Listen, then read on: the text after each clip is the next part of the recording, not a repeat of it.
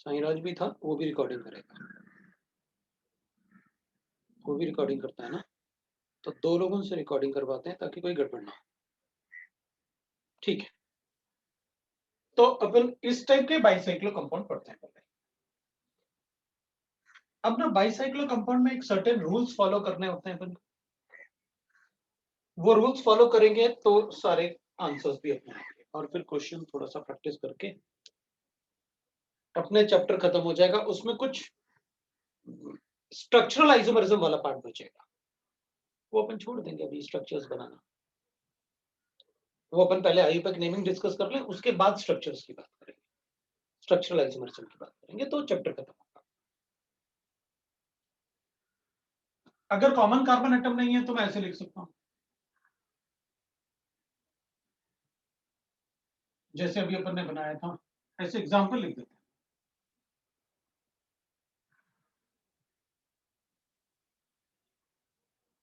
ऐसे एग्जांपल लिख लेता हूं।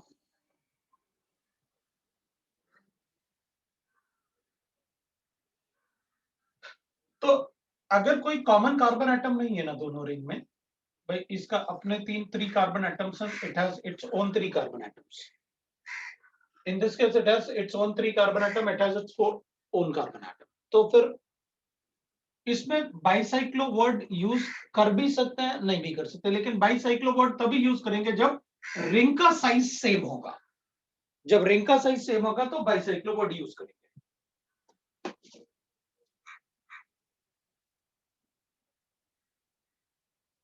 तो अपन इसको क्या लिखेंगे, अपन लिखेंगे इसको बाइसाइक्लो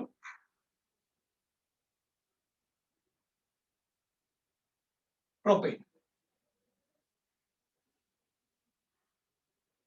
इसको अपन लिखेंगे भाई, इसमें ये छोटा रिंग है, ये बड़ा रिंग है, बड़ा रिंग होगा तो that will be a word, क्योंकि सिर्फ रिंग्स बना रखे हैं।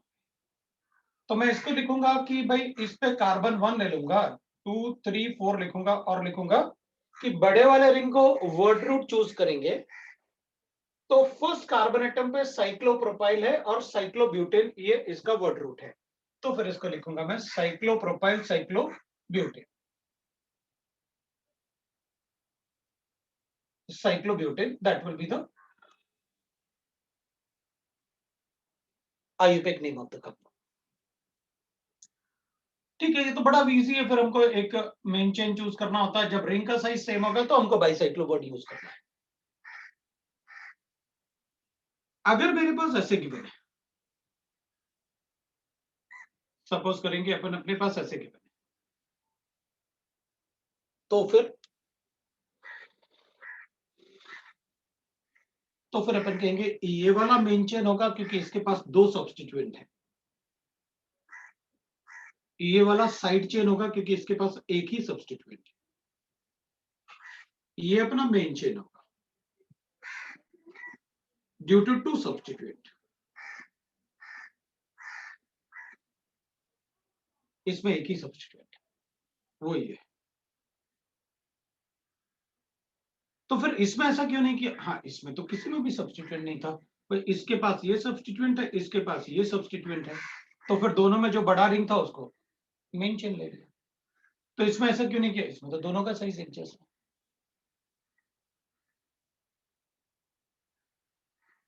तो फिर इसको कैसे लिखेंगे, तो अपन कहेंगे ठीक है इसको ऐसे लिखो, ये क्लोरो है, ये साइक्लोब्यूटाइल है, तो मैंने आपसे कहा था साइक्लो में साइक्लो वर्ड कभी भी अल्फाबेटिकल ऑर्डर में नहीं आएगा, इसमें इट इज आइदर पी और बी, तो अपन कहेंगे देखो भाई ये क्लोरो है और ये ब्यूटाइल है, तो ये ज्यादा प्रायोरिटी होगा अल्फाबेटिकल ऑर्डर की वजह से।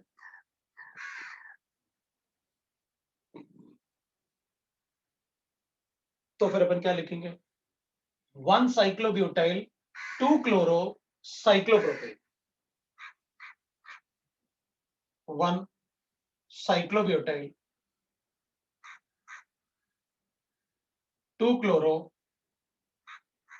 Cyclopropane, that is the effect. कोई दूसरा लिख लेते हैं, अपन कहेंगे अच्छा ठीक है मेरे पास ऐसे गिवन है,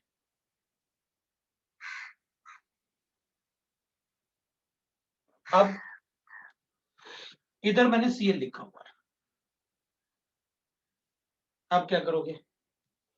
तो अपन कहेंगे इसमें दो सब्स्टिट्यूएंट है, इसमें एक ही सब्स्टिट्यूएंट है।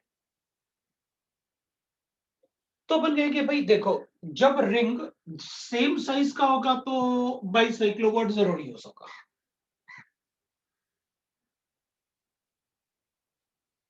जब रिंग सेम साइज का होगा तो बाइसाइक्लोवर्ड जरूरी हो सका। इसमें रिंग सेम साइज के नहीं थे ना,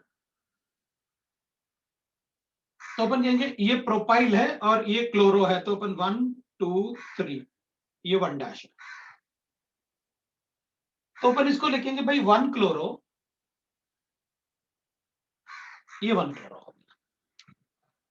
अब अपन बाइसाइक्लोवर्ड यूज कर लेंगे क्योंकि क्लोरीन तो लिख दिया हमने, अब आप बाइसाइक्लो ये लिखो, दोनों प्रोपेन है, बाइसाइक्लोप्रोपेन। तो अपन क्या करेंगे, अपन को ये बताना पड़ेगा इसमें कि 1,2 1 डैश 2 मतलब किस किस कार्बन एटम से दोनों रिंग अटैच्ड है, वो नंबर देना जरूरी होता है बिफोर राइटिंग द बाइसाइक्लो। अब ये बाइसाइक्लो मतलब दोनों साइक्लिक रिंग इस नंबर से ज्वाइंट है, वो बताना होता है। ऐसे बाइसाइक्लोप्रोपेन।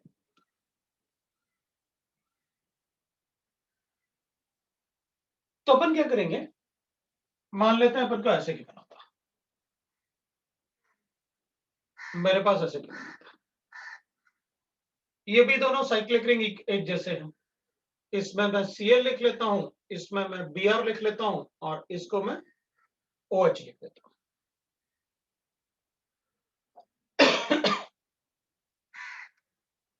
अब बाइसाइक्लोबॉट तो लिखा जाएगा, ये अपन को पता है, क्योंकि दोनों रिंग का साइज एक जैसा है, लेकिन OH is a functional group, इसलिए आप जो मर्जी करो, 1 तो मैं इसको ही लिखने वाला हूं।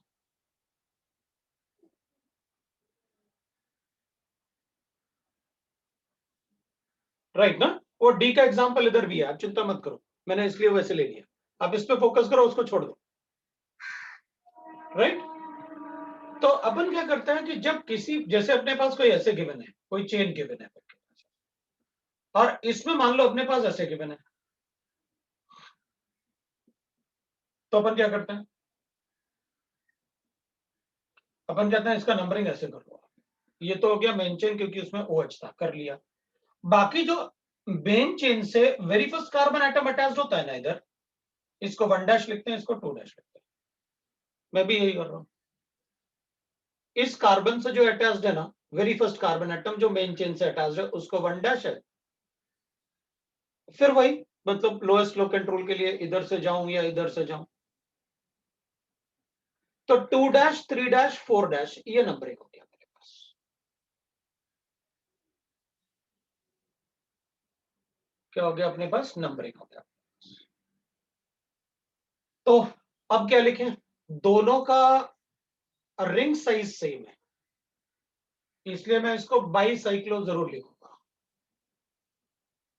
ब्यूटेन। और अल्कोहल है, इसलिए मैं इसको ब्यूटेनॉल कर दूंगा,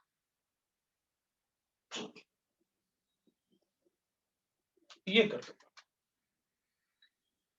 बाईसाइक्लोब्यूटेन, मतलब बाकी सबको खा गया ये सब, बाकी सब आपने बता दिया।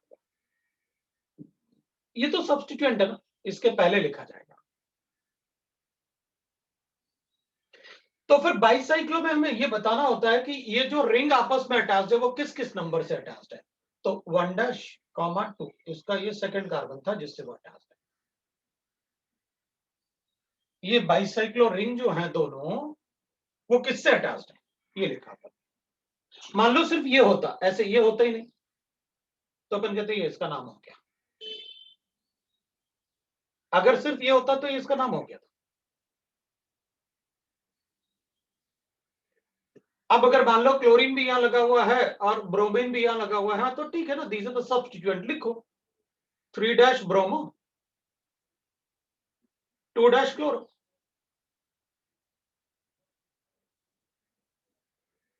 1 डैश 2 बाईसाइक्लो कंपाउंड।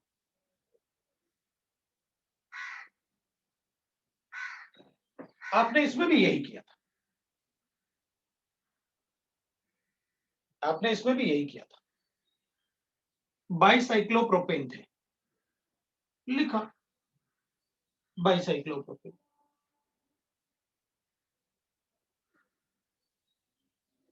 और 1' और 2 से अटैच था,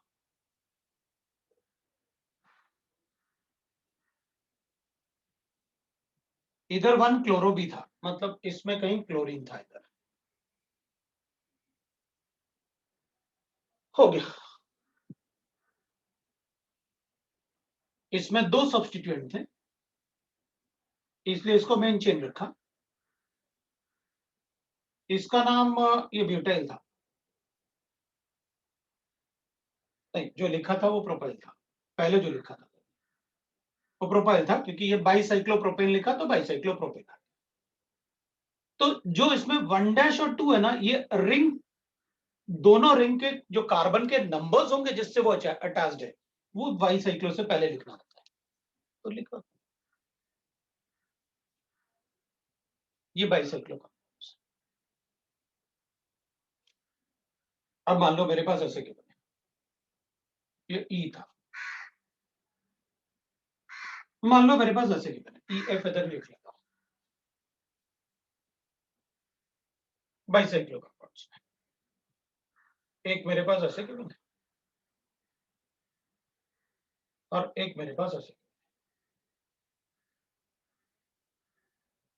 डबल बॉन्ड है, OH है, और इधर डबल बॉन्ड O है, और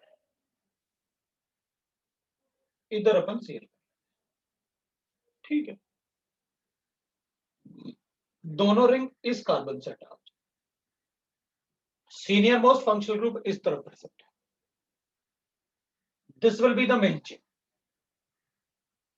ठीक है। तो नंबरिंग कर दो, ये 1 होगा, ये 2, ये 3, तो लोएस्ट सम रूल के हिसाब से इसको 2 आना चाहिए, इसको 3, इसको 4, इसको 5, ये आ गया अपने पास। तो 4 पे ये ग्रुप लिख देना, बाइसाइक्लो तो आएगा नहीं क्योंकि रिंग साइज डिफरेंट है, तो फोर्थ कार्बन एटम पे ये वाला ग्रुप लिख देना, और बाकी इसको लिख के साइक्लोपेंटेन लिखो। तो अपन लिखेंगे भाई फोर्थ कार्बन एटम, पहले तो ये क्लोरो है और ये साइक्लोहेक्साइल है, हेक्स H ना, साइक्लोहेक्साइल, और ये हाइड्रोक्सी है, तो ये क्लोरो, तो पहले अपन 2 क्लोरो लिखेंगे, क्योंकि वो सी अल्फाबेटिकल ऑर्डर आएगा, और यहाँ हाइड्रोक्सी से शुरू होगा, हाइड्रोक्सी साइक्लोहेक्साइल, ये क्लोरो है, 4 पे ये ग्रुप लिख देना, और इसको लिखना आप साइक्लोपेंटेन 1, ये लो भाई ऐसे आइए लिखेंगे, इसको लिखना है तो भाई जो मेन चेन से, जो मेन हमारा कार्बन स्केलेटल होता है, उससे जो वेरी फर्स्ट कार्बन होगा वो 1' होता है, ये सब्स्टिट्यूएंट है तो डबल बॉन्ड का प्रायोरिटी ज्यादा होता है, अपन इसको 3 लिखेंगे, 4 लिखेंगे, 5 लिखेंगे और 6 लिखेंगे। तो लिखो फोर्थ में इधर क्या लिखना है अपन को पता है,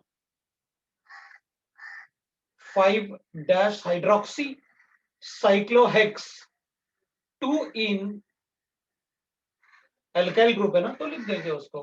तो अपन ने फोर्थ पे क्या लिखना है, इधर वाले पार्ट पे वो लिख देना, दैट इज 5' हाइड्रोक्सी साइक्लोहेक्स 2 इन,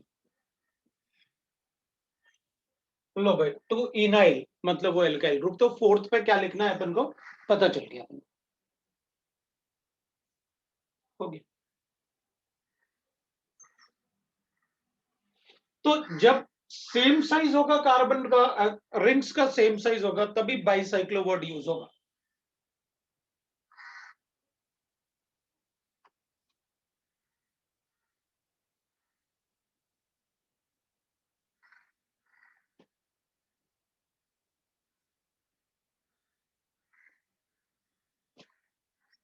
एक कंपाउंड ऐसे कर लेते हैं,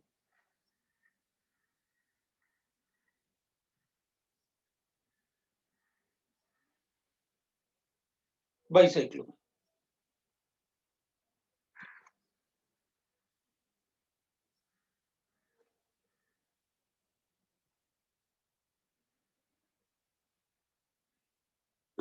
जब अलग अलग रहेंगे तो अपन को पता है क्या करना होता है, नंबर ऑफ सब्स्टिट्यूएंट या मेन फंक्शन ग्रुप। इसमें बाइसाइक्लो यूज किया, इसमें बाइसाइक्लो यूज नहीं कर सकते क्योंकि अलग अलग साइज है। इसमें साइज सेम है तो बाइसाइक्लो यूज करूंगा, नहीं साइज डिफरेंट है लेकिन इसमें सब्स्टिट्यूएंट ज्यादा है, इसमें बाइसाइक्लो यूज करना ही करना है, साइज सेम है। इसमें भी बाइसाइक्लो यूज करेंगे, इसमें नहीं यूज करेंगे, इसमें भी यूज करेंगे, रिंग तो आपने सेम बना ही रखा है। तो इसका नाम कैसे लिखेंगे?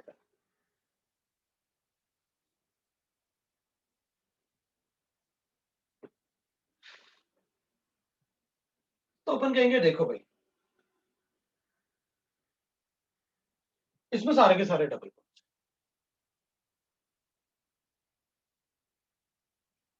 लेकिन ये वाला डबल बॉन्ड ज्यादा सब्स्टिट्यूटेड है, ये वाला डबल बॉन्ड ज्यादा सब्स्टिट्यूटेड है, मतलब इसमें तो सिर्फ डबल बॉन्ड बना हुआ है ना दो कार्बन के बीच में, यहाँ लेकिन जिन कार्बन एटम से डबल बॉन्ड अटैच्ड है उससे एक ग्रुप भी अटैच्ड है, मतलब this is the main chain.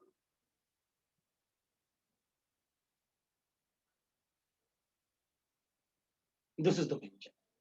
इसमें डबल बॉन्ड ज्यादा सब्स्टिट्यूटेड है ना, इसमें इस वाले कार्बन एटम से 3 कार्बन एटम अटैच्ड है ना, और ऐसा कोई भी डबल बॉन्ड नहीं है इस डबल बॉन्ड के अलावा जिसमें जो जिस कार्बन एटम से डबल बॉन्ड अटैच्ड है वो 3 तरफ से कार्बन से अटैच्ड,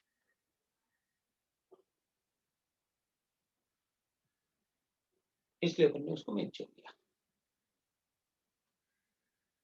ये 1 होगा, अब ये सिमेट्रिक बना दिया तो कोई डाउट नहीं है अपन को, ये हो गया, बस बता दो कैसे, कोई डाउट है तो। अब अपन कहेंगे भाई देखो वो मेन चेन है इसलिए इसको आप डैश ले लो, ले लिया, नाम लिख लो बाइसाइक्लो हेक्सेन तो यूज करना ही पड़ेगा, हेक्सइन, बाकी कुछ है ही नहीं उसमें, ठीक है भाई, बाइसाइक्लो हेक्सा, ये 1 comma 3 comma 2 dash comma 5 dash, 4 double bond हो गए, लिखो टेट्राइन, टेट्राइन, ये लो, ये आपका बाइसाइक्लो कंपाउंड, कैसे लिखना है अपन को वो पता चल गया।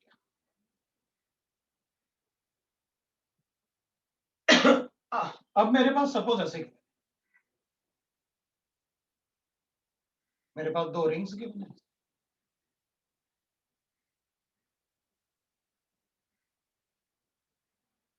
इसमें मैं OH लेता डबल बॉन्ड लिखता हूँ, और इसमें मैं एक डबल बॉन्ड लिख के यहाँ Cl और CH3,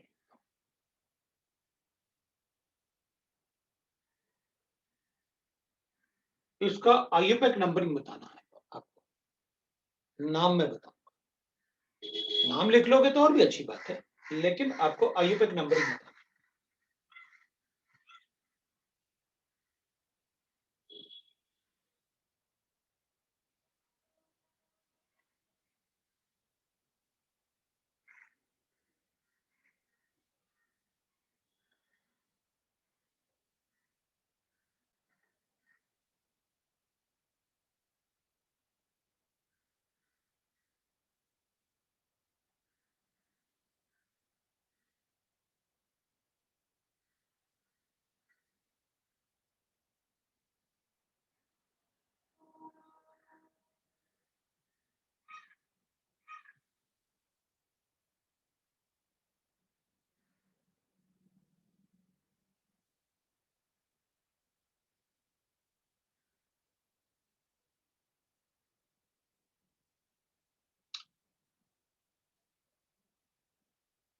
तो आपने कहा numbering will start with OH,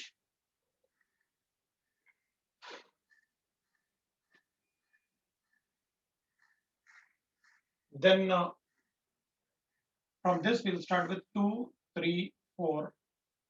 This will be 5. This will be 1 dash. This will be 2 dash. This will be 3 dash, 4 dash, 5 dash.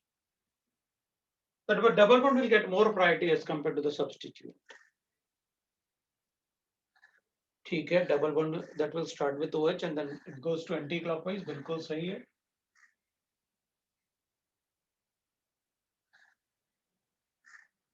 In this case,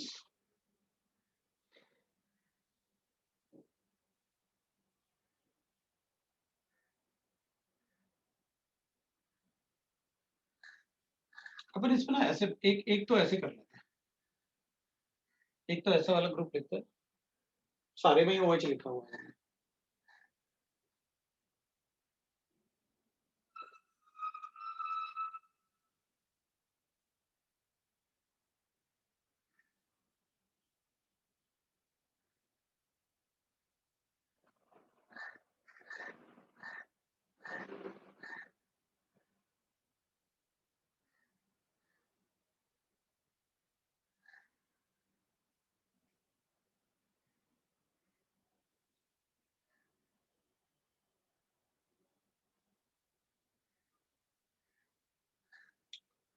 So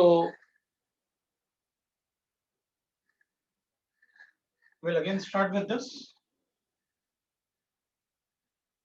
This will be 1 dash, this will be 2 dash, and this will be 3 dash. We'll start with this. This will be 1 dash, this will be 2 dash, this will be 3 dash, and 5 dash.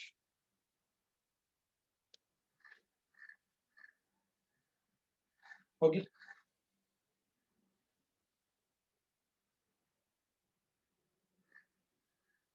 चलो नाम लिख दो. ये substituent पहले लिख देता है. So we'll write 5 chloro, 5 dash methyl.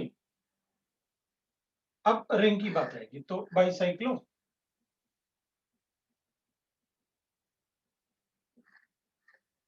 Paint. पेंटा लिखना पड़ेगा क्योंकि 2 डबल बॉन्ड है. So 2, 2 diene 1 all. ये लो भाई अपना आयतन निकाल लिया. अब अगर वो लिखते बन गया तो ये दोनों तो बन ही जाएगा 100%. मेरे ख्याल से फिर किसी को कोई डाउट नहीं होगा. देख लो भाई, अगर कोई डाउट होगा तो बताओ. अब कोई डाउट है तो बताओ. मतलब मेरे हिसाब से मैंने बता दिया. मुझे लगता है कि अब अपन को कोई डाउट नहीं होना चाहिए कि किसी और कंपाउंड को फिर से बताओ या कुछ ऐसे. मुझे लगता है कि अब मेरे ख्याल से सबको समझ में आ गया. अगर फिर भी किसी को डाउट होगा तो अपन चेक करेंगे.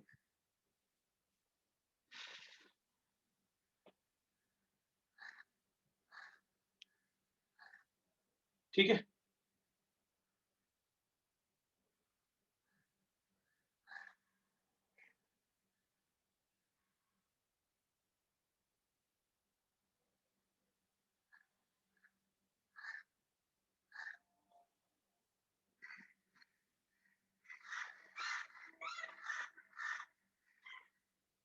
तो फिर ये दोनों तुम लिख लोगे या मुझे कोई बताना है दोनों में से? अगर कोई बताना है तो आप मुझे बताओ, या दोनों आप लिख सकते हैं.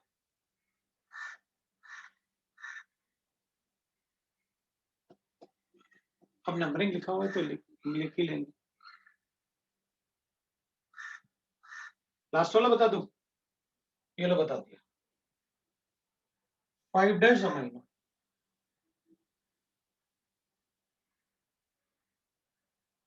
पहले तो अपन, अच्छा इसमें कार्बोक्सिलिक एसिड है तो 5 डैश अमाइनो मतलब 2 लिख के लिखो आप. 5 डैश अमाइनो. ये वाला मेन चेन है ना, छोटा है तो क्या हुआ, मतलब कार्बोक्सिलिक एसिड है ना इसमें, इसलिए मेन चेन था. 5 डैश अमाइनो साइक्लोपेंट 2 डैश इन. अब इन तो तब लिखते हैं ना जब ये मतलब सिर्फ यही होता है. ये तो as a alkyl group attached है ना, पेंटिनाइल.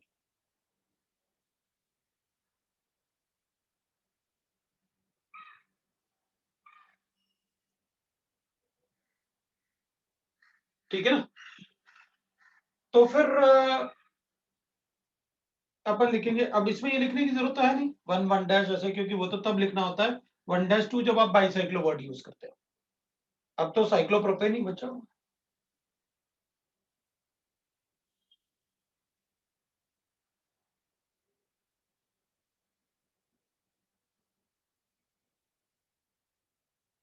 ये लो भाई, कार्बोक्सिलिक एसिड।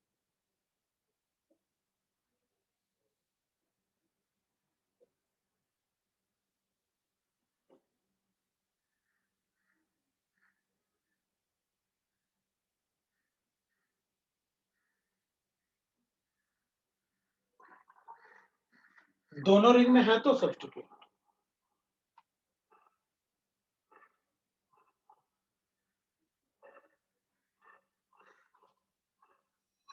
दोनों रिंग में सब्स्टिट्यूएंट है तो ये लो दे दिया। करा एक एग्जांपल दो जिसमें दोनों रिंग में सब्स्टिट्यूएंट प्रेजेंट हो, ये लो हो गया।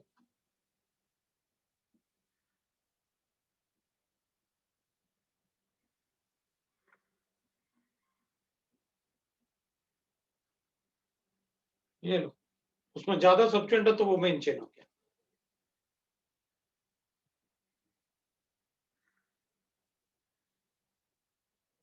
No there is no order, छोटा नंबर पहले बाद में बड़ा number, like that we can right.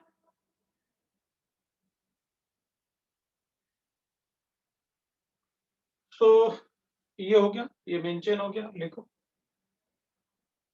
Only substitute.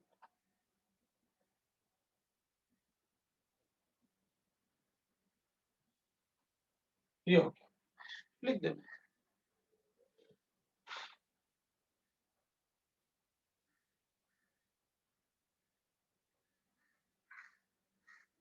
पक्का, लेकिन एक बात ध्यान रखना,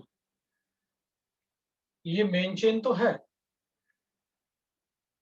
लेकिन लोएस्ट सम भी आना चाहिए। इधर 1+2+2 कितना आया, 5 प्लस ये 8 आया। अब मैं यहां से नंबरिंग कर लेता हूं, तो इधर आएगा मेरे पास 1+1, मतलब वो हटा दिया, वो वाला नंबरिंग है, पहले वाला नंबरिंग हटा दिया। अब ये वाले नंबरिंग की बात करते हैं ना, तो 1+1+2+5 9 आ रहा है, मतलब जो अपन ने किया था वो सही था।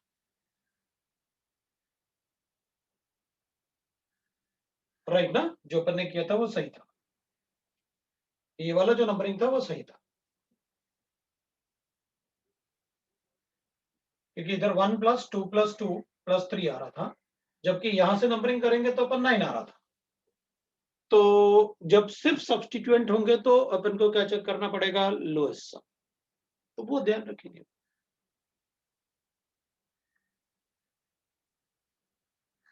सारे सब्स्टिट्यूएंट स्टार्टिंग में लिखेंगे और क्या फिर बाईसाइक्लो लिख देंगे, पहले सारे सब्स्टिट्यूएंट लिखो, फिर 1 डैश बाईसाइक्लो पेंटेन लिख दो, हो गया।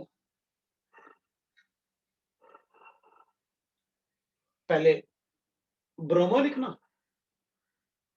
2 ब्रोमो, और फिर लिखना 2, 2 डाइक्लोरो, 3 इथाइल, 3 मिथाइल, और फिर 1 डैश।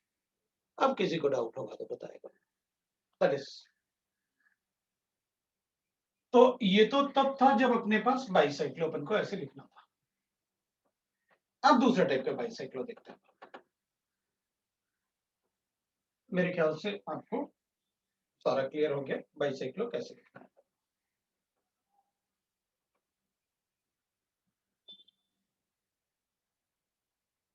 अब जब bicyclo compounds with 1 common carbon are called spiro compounds, उनको अपन स्पाइरो कंपाउंड कहते हैं। ठीक है, तो अपन ने एग्जांपल लिखे, ये एग्जाम्पल।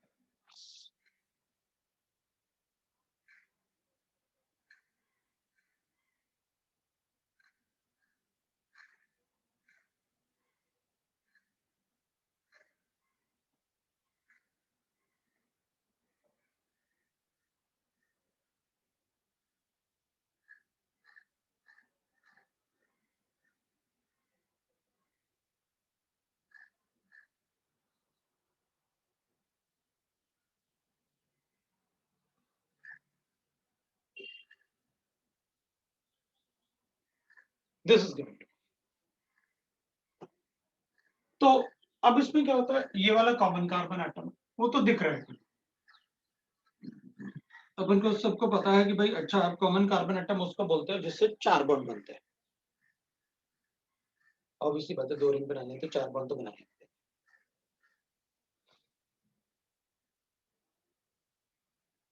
अब अपन इनको क्या लिखेंगे, इसमें टोटल कितने कार्बन एटम है, 5। तो अपन इसको पेंटेन लिखेंगे। इसमें कितने हैं, 4 और 2 6, हेक्सेन लिखूंगा। इसमें 6 + 3 9, नॉन लिखूंगा। इसमें 6 + 4, 6 प्लस कितने थे ना, 3 थे ना इसमें, और इसमें आ जाएंगे 6 + 4 10, डकेन लिखूंगा।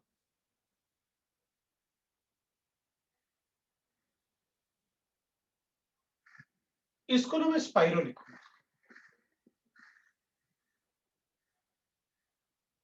तो स्पाइरो वर्ड से मुझे ये पता चल जाएगा कि इसमें एक कॉमन कार्बन एटम है। इसके नेमिंग में स्क्वायर ब्रैकेट आएगा, और स्क्वायर ब्रैकेट में अपन को लिखना होता है कि इस तरफ कितने कार्बन एटम है और इस तरफ कितने कार्बन एटम है। जैसे इस कॉमन कार्बन एटम के इस तरफ 2 कार्बन एटम है और इस तरफ भी 2 कार्बन एटम है, तो आपको यहाँ 2.2 लिखना पड़ेगा। ऐसे 2,2 लिख दो, कोई प्रॉब्लम नहीं। तो ये जो नंबर होगा ना स्क्वायर ब्रैकेट में, ये बताएगा कि उस कॉमन कार्बन एटम के इस तरफ कितने कार्बन एटम है और इस तरफ कितने कार्बन एटम है, ऐसे बताना होता है। तो इसकी बात देख लेते हैं। और पेंटेन हो गया नहीं, तो ये हो जाएगा स्पाइरो। अब नंबर ऑफ कार्बन एटम देख लेते हैं भाई, और हेक्सेन लिखूंगा। तो इसके एक तरफ 2 कार्बन एटम है, एक तरफ 3 कार्बन एटम है। तो पहले अपन छोटा नंबर लिखेंगे, फिर बड़ा नंबर लिखेंगे। मतलब ऐसा नहीं कि ये 2 इस तरफ है और 3 इस तरफ, इसलिए लिखा। मैंने कहा कि पहले अपन छोटा नंबर लिखेंगे फिर बड़ा नंबर लिखेंगे, मतलब नंबर को अपन को इंक्रीजिंग ऑर्डर में लिखेंगे। Number of carbon atom present on this side and this side, increasing order में। जैसे इधर 5 होगा, उधर 3 होगा, तो मैं इसको 3 और 5 लिखूंगा। तो स्पाइरो 3,5 नॉन इन हो गया इसका। इसमें स्पाइरो ये 5 होगा और ये 4,5 देखिए हो गया इसका।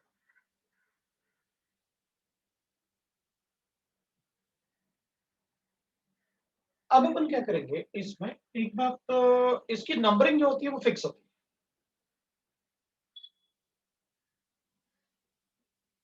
है। Numbering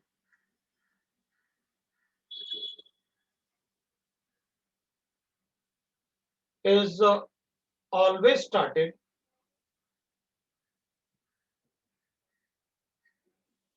from the carbon atom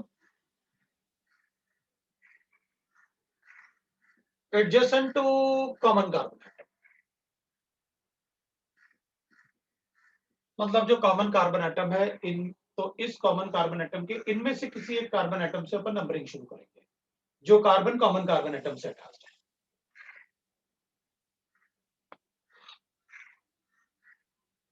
So always started from the carbon atom attached to common carbon atom। मुझे वो एडजेसेंट ये सेंट वो सब नहीं चाहिए, सीधी बात अटैच्ड टू।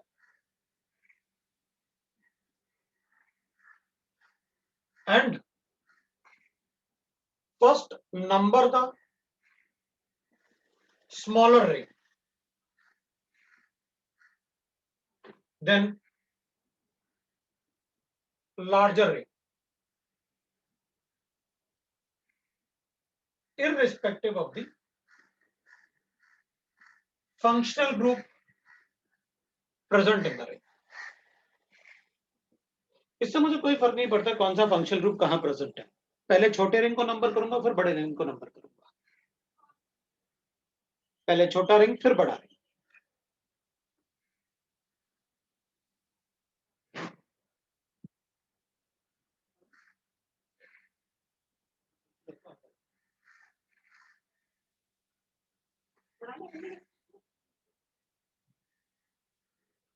तो फिर शुरू करते हैं।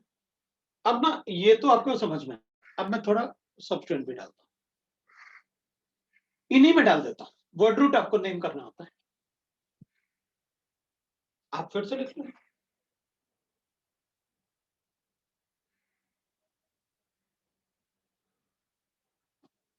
यहां पर इसमें मैं CH3 लिख देता हूं,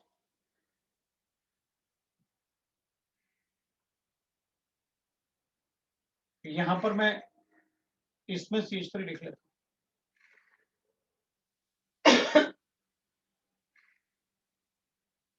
यहां पर इसमें मैं डबल बॉन्ड लिख लेता हूं और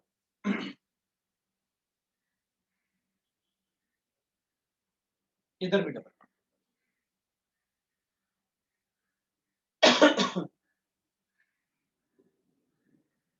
इसको मैं डबल बॉन्ड लिखता हूं, यहां मैं CH3 लिखता हूं और एक Cl लिखता हूं और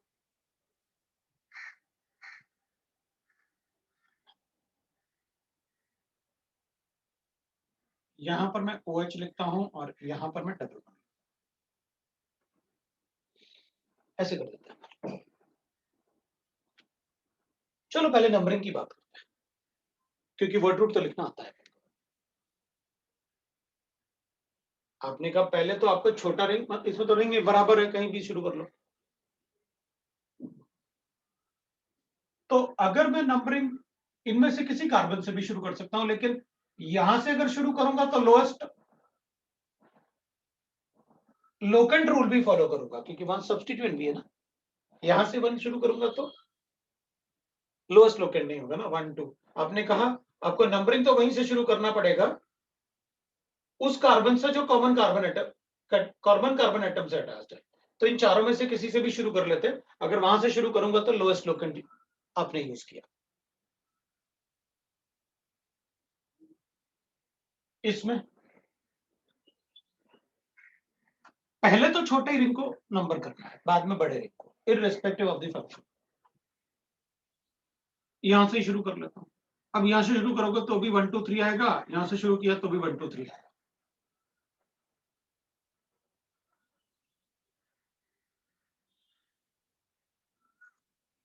उधर 4 क्यों, इधर 4 क्यों नहीं? क्योंकि वहां से लोएस्ट लोकेंट आ जाएगा ना भाई, यहां से 6 आएगा उस पे, वहां से 4 आएगा उस पे। 1 होगा, 2 होगा, 3 होगा, 4 होगा, इसको 5 देना पड़ेगा क्योंकि सीनियर मोस्ट फंक्शनल ग्रुप यही है।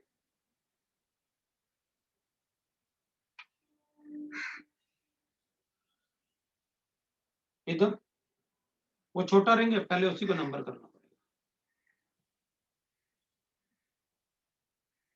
ये सीनियर मोस्ट फंक्शनल ग्रुप है, इसलिए उसको लोएस्ट लोकेंट तो फॉलो करना ही होगा। ये लो नंबरिंग,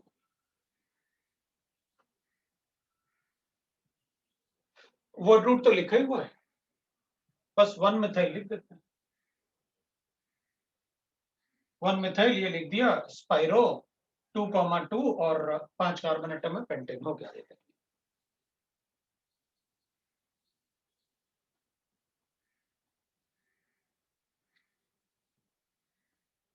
4 मिथाइल, बाकी स्पाइरो 2 3 हेक्सेन, ये सॉल्व है। अपन को ये दोनों ही लिखने हैं बस, तो यहां पर लिखूंगा क्योंकि कीटोन है तो फंक्शनल ग्रुप है वो, तो मुझे नॉन लिखना पड़ेगा। सो नॉन अब इसमें डबल बॉन्ड है तो इन करना पड़ेगा, तो 8 इन दैट इज 5 ओम, ये लो हो गया।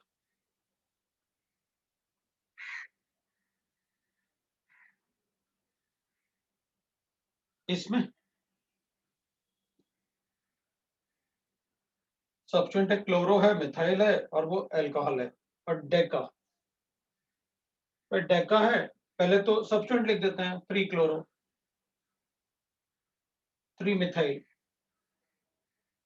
स्पाइरो, फिर डबल बॉन्ड, डेका क्या हो गया 1 और 9 पे डाइन और 7 आ गया, ये लो भाई हो गया, ये this the of spiro.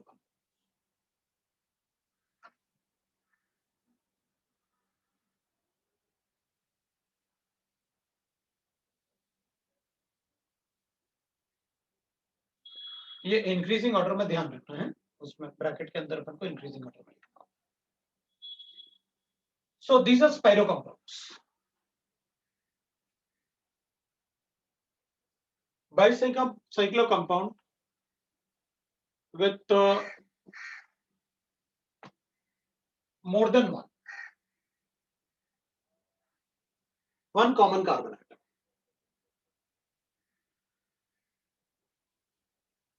Bicyclo compound with more than one common carbon atom.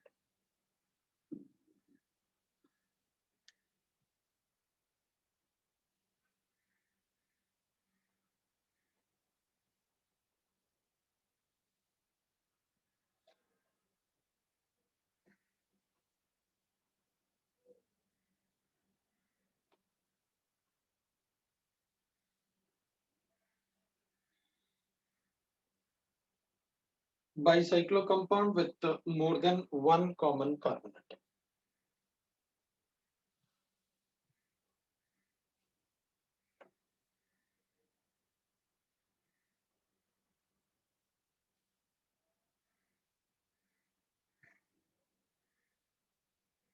Bicyclo compound with more than one common carbon.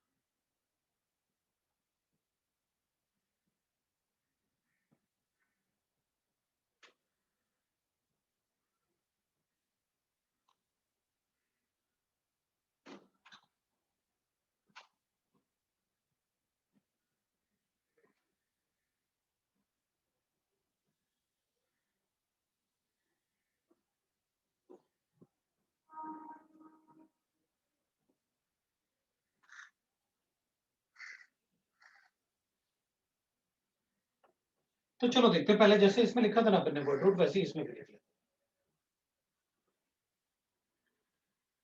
अगर मेरे पास ऐसे की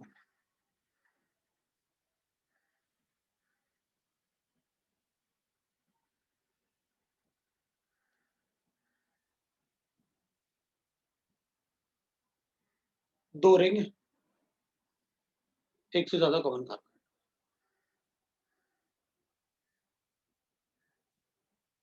ये अलग रिंग है,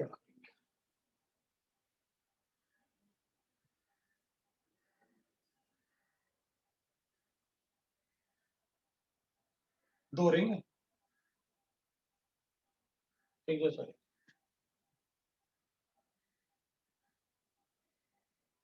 एक से ज्यादा कॉमन कार्बन, ये वाला रिंग और ये वाला रिंग।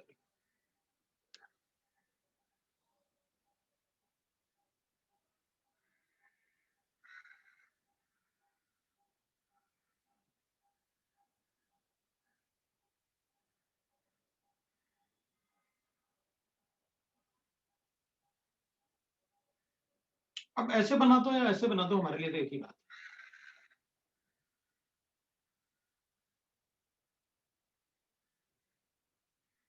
हमें ये पता है कि इन दोनों कार्बन एटम के बीच में आप एक और ऐसे ब्रिज टाइप बना रहे हैं,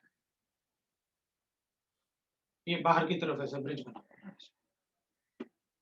ये रिंग बन गया प्लेन इस वजह से।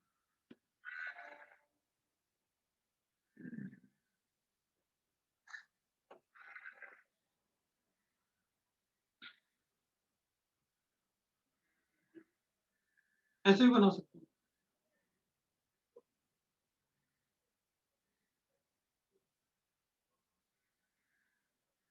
इसको मैं ऐसे भी बना सकता हूँ।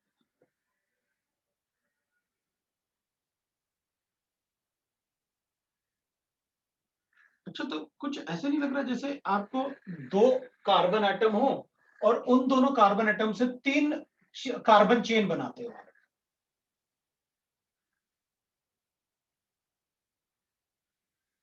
दो कार्बन एटम से आप 3 कार्बन चेन ज्वाइन करते हैं,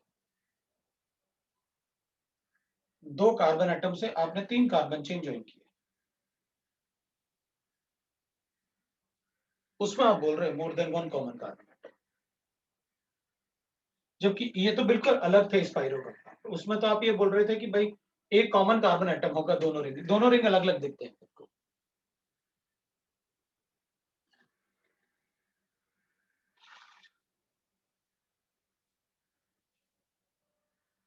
तो ठीक है, अपन लिख सकते हैं ऐसे,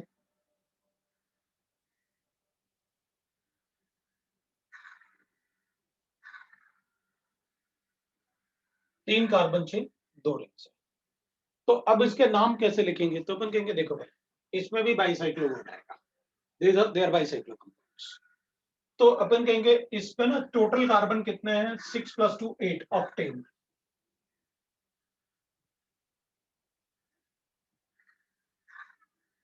कितने हो गए इसमें? 6 1 7 + 2 ना,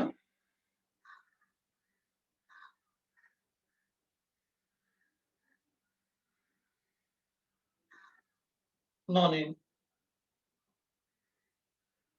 इसमें हेप्टेन, इसमें 2 + 2 + 2 6 + 2 8 ऑक्टेन, और उसमें नॉन।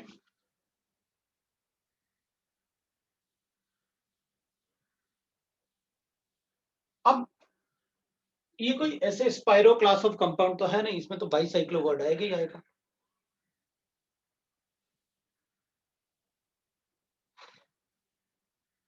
तो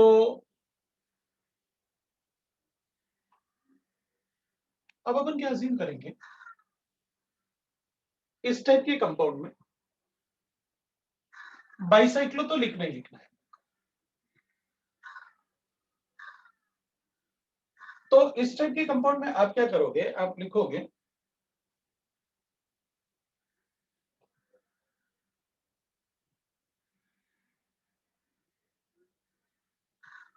इन कंपाउंड्स में there is 3 carbon chain between 2 carbon atoms.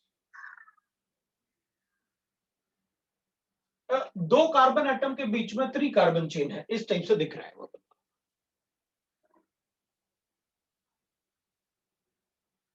The smallest chain of carbon atom is the chain of common carbon atom। मतलब इनमें से जो स्मॉलेस्ट वाला चेन होगा ना, तो इसमें ये वाला कॉमन कार्बन एटम का चेन है, इसमें ये वाला जो स्मॉलेस्ट नंबर में होता है, जो स्मॉलेस्ट नंबर में होता है ना, उसको अपन कहते हैं chain of common carbon atom. जिस चेन में smallest number of carbon atom, इसमें तो सभी में एक जैसा, किसी को भी ले लो।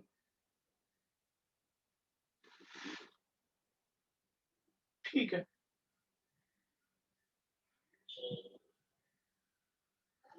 अब बात करते हैं अपन numbering.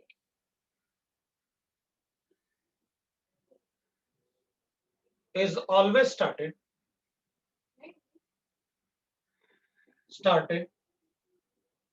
From common carbon atom.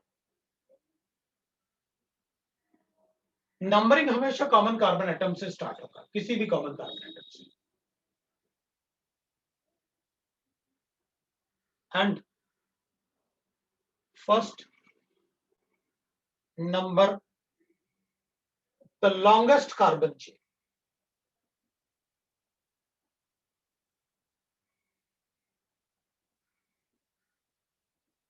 and smallest at the last. At the last, irrespective of the functional group. Irrespective of the functional group. तो ठीक है, ये तो बड़ा इजी है फिर तो। भाई आपने कहा फंक्शनल ग्रुप भी नहीं देखना, कुछ नहीं देखना, आपको तो शुरू करना है कॉमन कार्बन एटम से। तो भाई ये 3 चेन हो गए, सबसे बड़ा ये वाला चेन है, कॉमन कार्बन एटम से शुरू कर लेता हूं। हो कॉमन कार्बन एटम से शुरू कर लेता हूं, सबसे पहले बड़ा वाला चेन, लास्ट में सबसे छोटा वाला। अब इसके बीच में तो एक भी कार्बन नहीं था, तो वहां क्लोज हो गया, खत्म हो गया था। लास्ट में सबसे छोटे चेन को नंबर करना। तो अच्छा, इसमें तो दोनों तरफ एक जैसे ही दिख रहा है।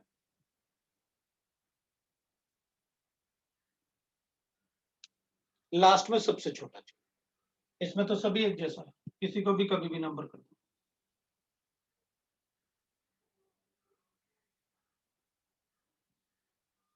उसमें नहीं, इसमें तो अलग लग रही है। पहले बड़ा वाला चेन,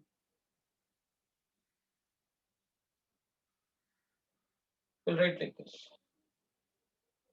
तो नंबरिंग तो हमेशा वहीं से शुरू होगा, कॉमन कार्बन एटम से। तो अपन इसमें बाइसाइक्लो वर्ड को यूज कर लेते हैं। इसमें भी बाइसाइक्लो यूज करना होगा और स्क्वायर ब्रैकेट यूज करना। इसमें भी आपको बाइसाइक्लो यूज करना होगा और स्क्वायर ब्रैकेट यूज करना होगा। इन दोनों कार्बन एटम के इधर कितने कार्बन एटम, इधर कितने कार्बन एटम, और इन दोनों के बीच में कितने कार्बन एटम। जैसे इस तरफ 4 कार्बन एटम, इस तरफ 2 कार्बन एटम, 4 2, इसमें 3 नंबर आएंगे। अगर कॉमन कार्बन एटम के बीच में 3 चेन है तो नंबर भी 3 आएंगे स्क्वायर ब्रैकेट में। स्पाइरो में 2 आए थे। स्पाइरो में अपन को इंक्रीजिंग ऑर्डर में नंबर लिखने थे, इधर डिक्रीजिंग ऑर्डर में नंबर लिखने होते हैं, ये डिफरेंस है। और जो थर्ड वाला नंबर होगा ना, that is number of carbon atom present between the 2 carbon atom in the smallest chain.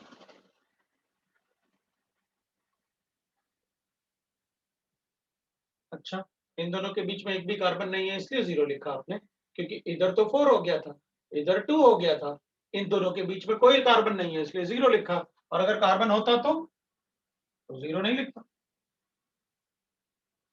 ऐसा लिखता। एक कार्बन एटम है ना उनके, कॉमन कार्बन एटम। तो फिर इधर बड़ा इजी है, फिर तो बाइसाइक्लो लिखो, 2,2 1 लिखो, हेप्टेन हो गया। इधर तो और भी इजी है, बाइसाइक्लो, सभी जगह 2 2 है, 2.2.2, लो भाई ऑप्टेन। उधर लिख देता हूं, बाइसाइक्लो लिखो, स्क्वायर ब्रैकेट लगाओ, 3.2.2, ये लो भाई हो गया नॉन इन, ये लो हो गया। अब सब्स्टिट्यूएंट डालो। हाँ तो ठीक है, नंबरिंग जब ऐसे ही करनी है तो सब्स्टिट्यूएंट डाल के क्या फायदा, तो फिर भी सब्स्टिट्यूएंट डालता है, नंबरिंग हटा रहा हूं। आप इनको लिख लो। अगर मैं इन्हीं में सब्स्टिट्यूशन कर रहा हूं तो कोशिश करो फिर से बना लो इनको, क्योंकि अपन को नंबरिंग बिल्कुल एग्जैक्टली पता है कि क्या नंबरिंग करनी होती अब मैं सब्स्टिट्यूएंट ऐड करूंगा, फिर से नहीं बना रहा है, मतलब इतने कंपाउंड फिर से बनाऊंगा। तो मैं ना, आपने लिख लिया, आपको वर्ड रूट अच्छे से पता है कैसे लिखना होता है। अब एक बार अगर कुछ चेंज हो सकता है ना, ये वाला पार्ट चेंज नहीं हो सकता है इसमें, आप चाहे कुछ भी लिखो। फंक्शन ग्रुप डालोगे तो इधर चेंज करोगे ना, डबल बॉन्ड वगैरह लिखोगे तो इधर चेंज करोगे, ये थोड़ी चेंज हो सकता है। वर्ड रूट तो यही रहेगा, क्योंकि अपन ने जो ये नंबर लिखे ना, उस नंबर में इनमें से किसी नंबर को यूज नहीं किया जो आपने नंबरिंग में दिया।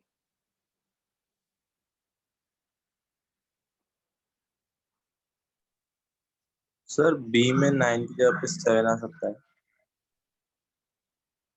बी में 9 की 9 जगह पे 7 आ सकता है। नहीं, क्या लिखा है, क्या लिखा अपन ने, okay smallest sir, at the, लिखा ना लास्ट। बेटा, तो रूल था ना, नहीं तो अपन कर लेते। ठीक है, अब ना ये वाला नंबरिंग हटा, अब कुछ कुछ अपन ऐसे करते हैं।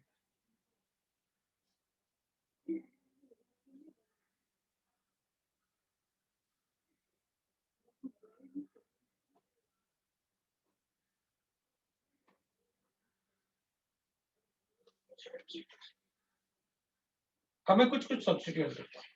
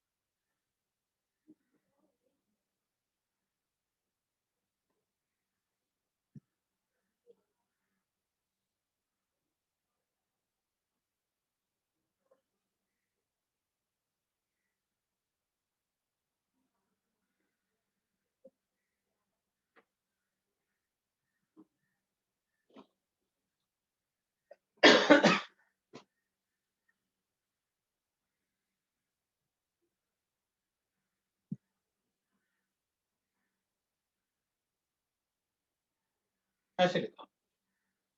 चलो अब नंबरिंग करते हैं, अब नंबरिंग करके देखते हैं कि कैसे करना है, कैसे अपन को बताना है।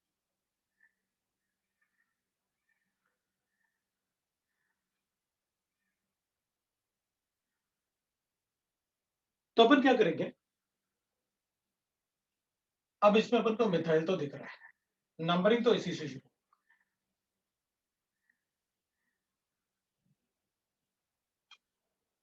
तो पहले तो बड़ा वाला चेन करना है नंबर, ये सबसे छोटा वाला चेन है, और ये वाला,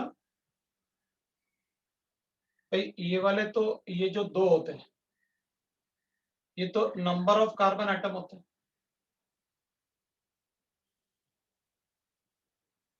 2 चेन्स, और ये वाला नंबर होता है number of carbon atom between common carbon atom, ये होता है भाई। तो अपन चेक कर लेते हैं, अगर मैं यहां से नंबरिंग करता हूं तो इसको 8 मिलेगा, अगर मैं यहां से नंबरिंग करता हूं तो उसको 7 मिलेगा। भाई आप एक ऐसे तो नहीं करोगे ना कि भाई इधर से 6 लिख के उधर चले जाए 7, वो एक सीक्वेंस फॉलो करेंगे अपन, दो बड़े चेन में। तो अपन क्या करेंगे, अपन इसको ऐसे नहीं करेंगे, अपन ऐसे नहीं, लोएस्ट लोकेट भी फॉलो करेंगे ना।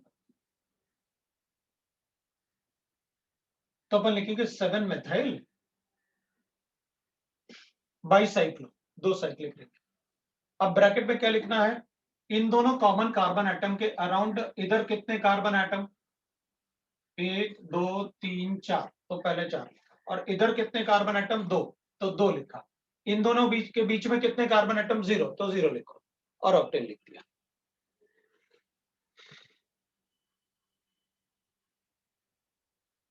ओके।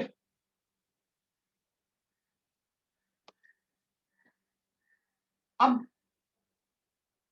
इसकी बात करते हैं। अपन को एक बात अच्छे से पता है कि इस चेन को तो आप लास्ट में ही नंबर करोगे, क्योंकि इसके बीच में इसके बीच में सबसे बड़ा रिंग ये है जो आप सबसे पहले नंबर करोगे, उसके बाद इसको नंबर करोगे, उसके बाद इसको नंबर करोगे। तो नंबरिंग कर देते हैं यहां से, क्योंकि इसको लोएस्ट लोकेट मिलेगा ना, यहां से जाऊंगा तो नहीं मिलता ना, यहां से 4 मिलता है।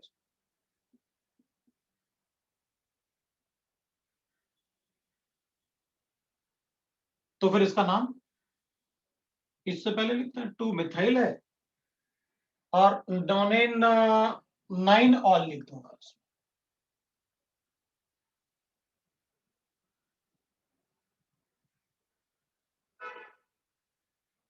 नॉनेन 9 ऑल लिख देंगे अपन इसमें, लिख देते हैं।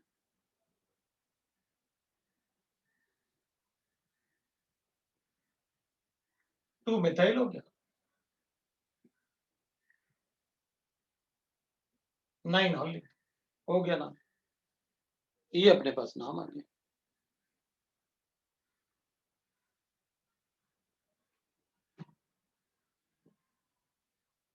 स्पाइरो में ब्रैकेट में इंक्रीजिंग ऑर्डर है, और जब 3 चेन ऐसे हैं, जब एक से ज्यादा कॉमन कार्बन एटम है, तो ब्रैकेट में डिक्रीजिंग ऑर्डर लिखना होता है।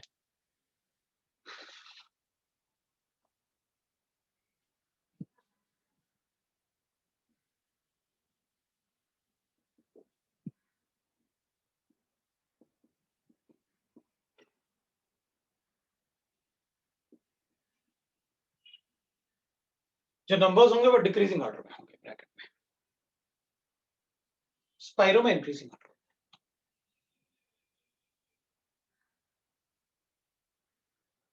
इसमें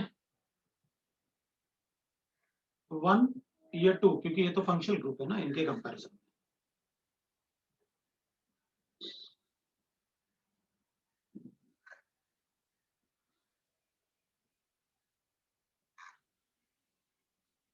ये लो भाई 7,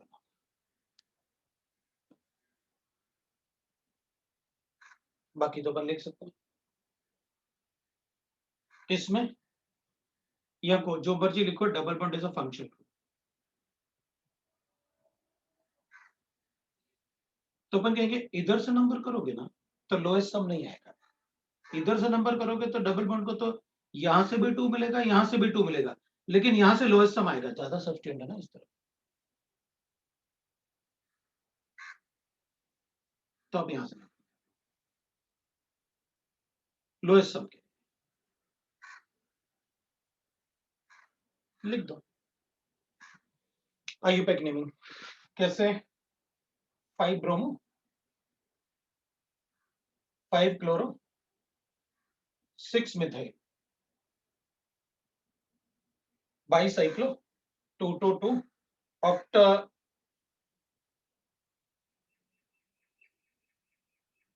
2 इन।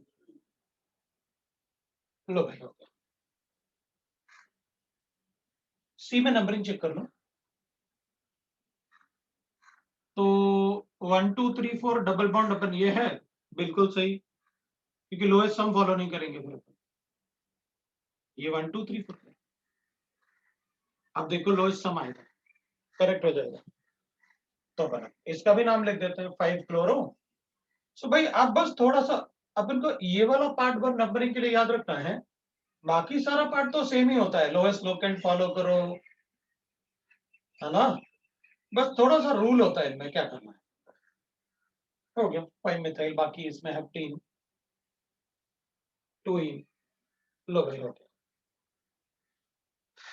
अब देखो किसी को डाउट है तो बताओ, किसी पार्ट में, किसी पार्ट में अगर डाउट है तो बोलो, फिर मैं उसको एक बार और एक्सप्लेन कर सकते हैं।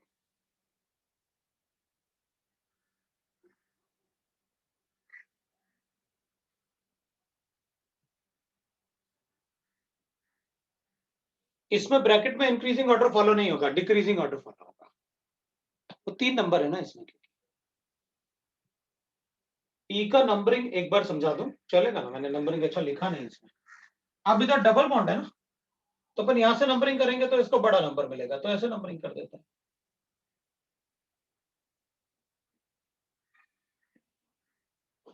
ये लो भाई, हो गया। अब देख लो, और किसी को कोई डाउट है तो वो पूछ सकता है कि कोई अगर पार्ट समझना है आपको तो आप बता सकते हो। यहां आपका आईयूपैक नेमिंग खत्म।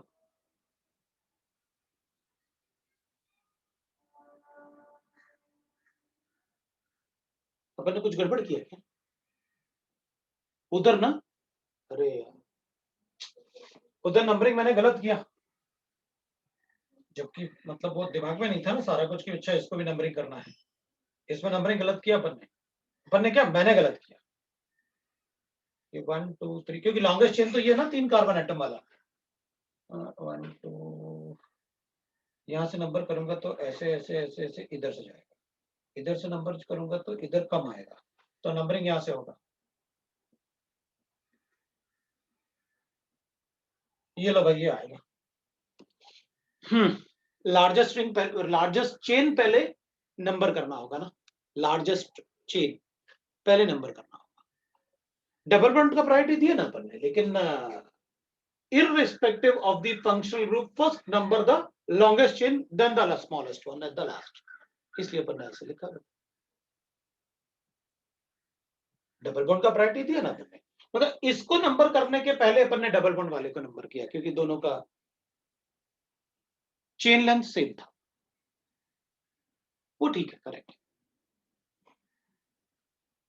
आईयूपैक नेमिंग खत्म। आप अपने डाउट्स, मेरे ख्याल से मैं पहले नेक्स्ट क्लास में मैं आपका exercise 1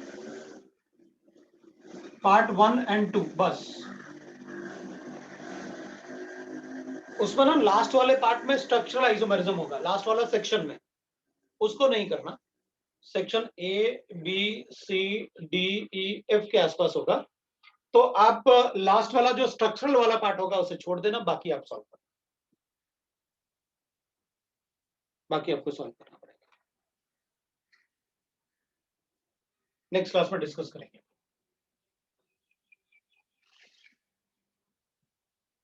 this is about your bicyclic compound है, तो आइए लास्ट क्लास में अपन इसको डिस्कस कर सकते हैं।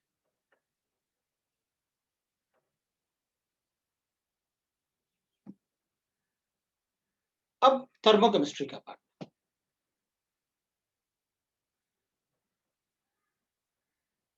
ठीक है ना? थर्मोकेमिस्ट्री का पार्ट, हाँ उसमें आइसोमेरिज्म, अच्छा आइसोमेरिज्म डाला था टेस्ट में? आइसोमेरिज्म तो था ही नहीं, अपन ने पढ़ा ही नहीं था। अच्छा, तो फिर उसको तो हटाना चाहिए अपन को। आइसोमेरिज्म भी डाल दिया टेस्ट में? अच्छा, कुछ कैलकुलेशन गड़बड़ हुआ होगा मेरा, क्योंकि मैं थोड़ा सा टेस्ट पहले ही दे देता हूँ कि भाई कैलकुलेट करके कि कब तक तुम्हारा सिलेबस खत्म हो जाएगा, उस डेट को देख के बट अपना सिलेबस आ जाता है उस डेट को देख के। और बाद में क्या होता है ना, कुछ कुछ कैंसिल हो जाती है क्लासेस, कभी तुम्हारे टेस्ट आ जाते हैं, कभी कुछ होता है, तो वो उतना सिलेबस नहीं हो पाता है, इसलिए ऐसे गड़बड़ हो गया। चलो कोई बात नहीं, बोनस देखेंगे, पूछता हूँ। और अगर न्यूमेरिकल बेस में था तो फिर कोई प्रॉब्लम नहीं, अगर न्यूमेरिकल, इसलिए मैंने कहा एक बार देख लूंगा क्योंकि न्यूमेरिकल में तो चॉइस था ना, आपको 5 ही करने थे, इसलिए कोई प्रॉब्लम नहीं होगा। हाँ अगर वैसे डाल दिया कि भाई फर्स्ट 20 क्वेश्चंस में अगर डाला है तो फिर अपन बोनस के बारे में सोच सकते हैं, लेकिन अगर ऑप्शनल में पूछा है तो बोनस नहीं हो सकता।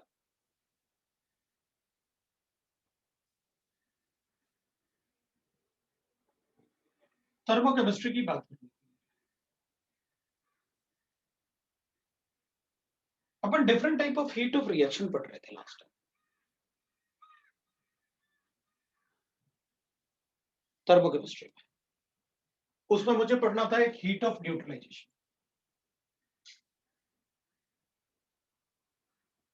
Heat of neutralisation.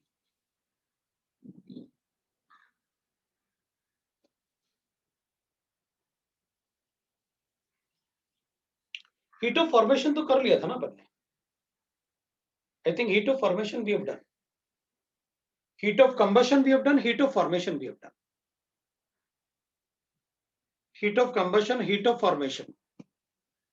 बाकी enthalpy of bond dissociation energy मैंने आपको केमिकल बॉन्डिंग में पढ़ाया हुआ है. बॉन-एबर साइकिल मैंने केमिकल बॉन्डिंग में आपको पढ़ाया हुआ है, इसलिए उसको फिर से नहीं भी पढ़ेंगे तो भी चलेगा.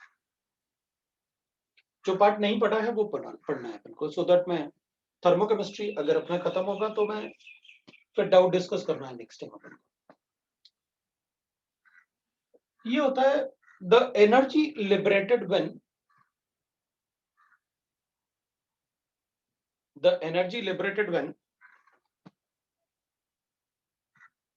लिखो the energy liberated when one equivalent of acid is completely neutralized by the energy liberated when one equivalent of acid is completely neutralized by one equivalent of base. Completely neutralized by one equivalent of base is called heat of neutralization.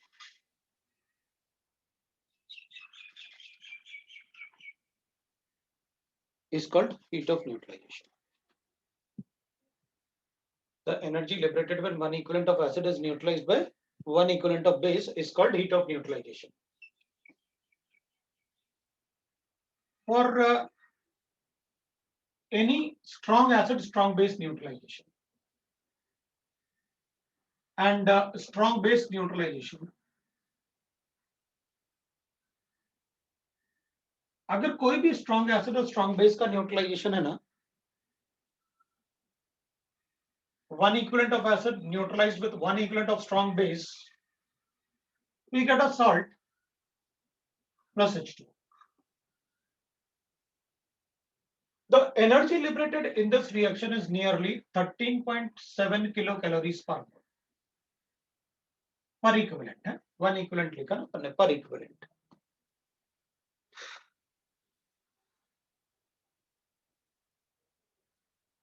तो मैं delta H लिख सकता हूँ, अपन को पता है ये तो हीट ऑफ रिएक्शन है. The delta H is like this, minus 13.7 kilocalories per equivalent.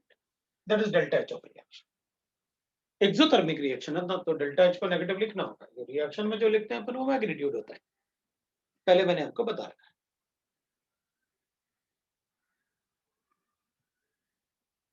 तो इसको मैं ऐसे भी लिख सकता हूँ, H प्लस आइन Cl नेगेटिव आइन, बिकॉज दोनों ही एक्वस सॉल्यूशंस होंगे ना, ये भी एक्वस सॉल्यूशन है, ये भी एक्वस सॉल्यूशन है. सोडियम आइन OH माइनस आइन, Na positive ion plus Cl negative ion plus water.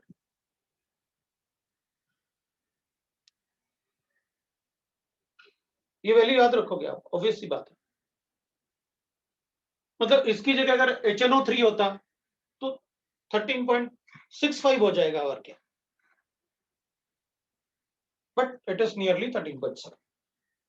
या अपन कहेंगे HClO4 होगा तो अपन कहेंगे कोई बात नहीं, HClO4 होगा तो 13.72 हो जाएगा और क्या, बट इट इज 13.7 के आसपास.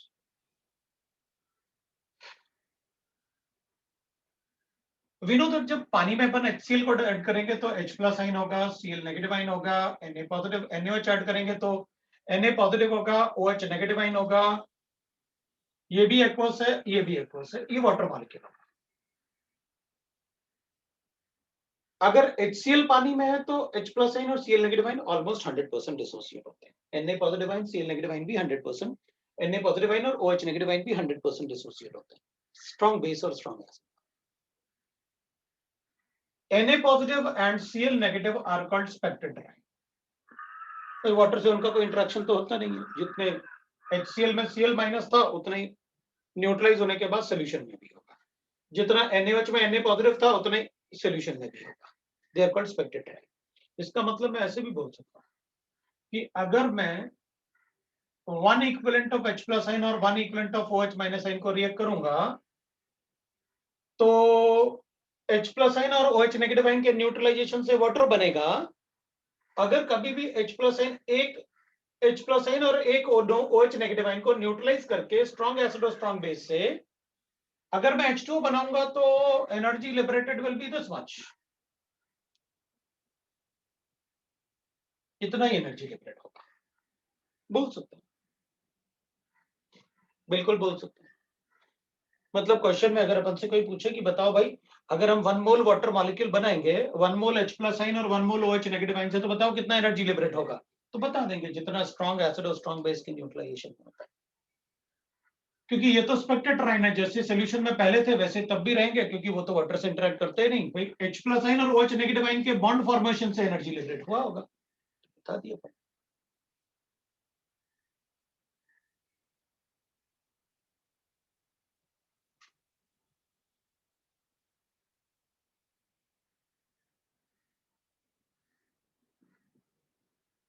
If any of the acid or base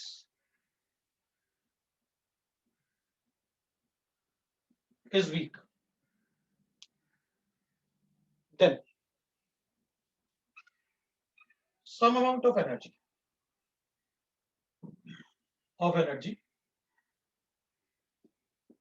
is used in the ionization of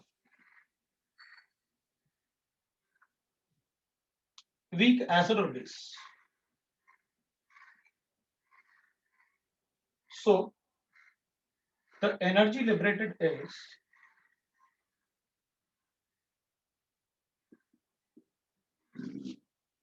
less than 13.7.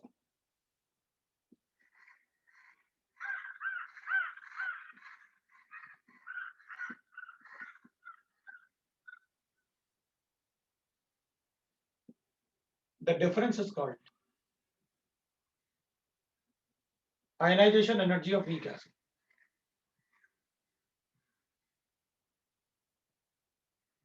Of weak acid or base. ये इसका आयनाइजेशन एनर्जी है। मान लो मेरे पास ऐसे CH3COH को अगर NaOH से न्यूट्रलाइज करूंगा तो CH3CONa बनेगा प्लस वाटर बनेगा। The energy liberated is suppose 11.5 kilocalories. तो ये एनर्जी कम क्यों हो गया 13.7 से? क्योंकि इसको आयनाइज करने के लिए कुछ एनर्जी यूज होता है।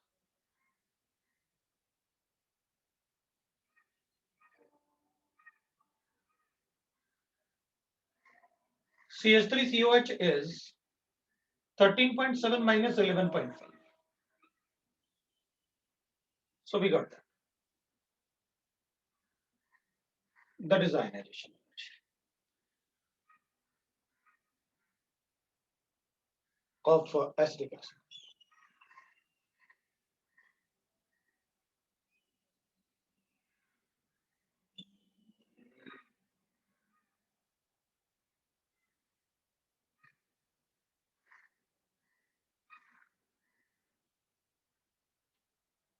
अगर वीक बेस होगा तो वीक बेस स्ट्रॉन्ग एसिड भी हो सकता है, तो भी अपन वीक बेस का आयनाइजेशन एनर्जी बोल देंगे।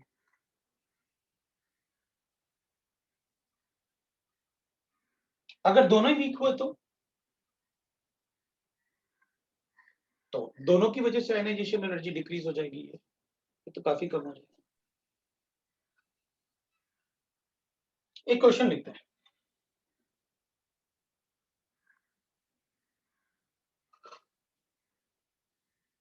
When acetic acid is neutralized by NaOH, the question लिखते हैं अपन। When acetic acid is neutralized by NaOH, when acetic acid is neutralized by NaOH,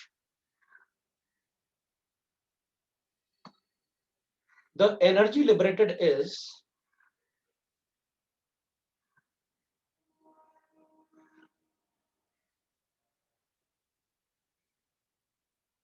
when acetic acid is neutralized by NaOH, the energy liberated is 11.5 kilocalories.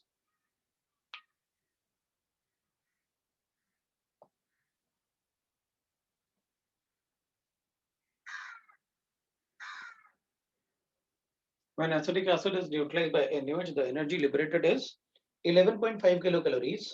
And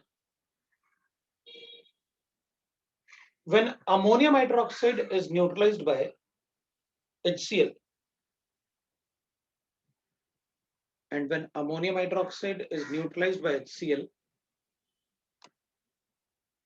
and when ammonium hydroxide is neutralized by HCl, the energy liberated is HCl, the energy liberated is 12 kilocalories. And when ammonium hydroxide is neutralized by HCl, hydrogen chloride, the energy liberated is 12 kilocalories. Calculate.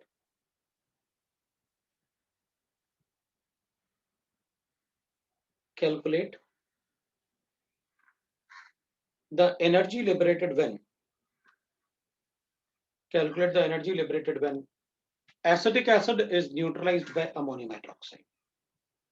Calculate the energy liberated when acetic acid is neutralized by ammonium hydroxide. Acetic acid is neutralized by ammonium hydroxide.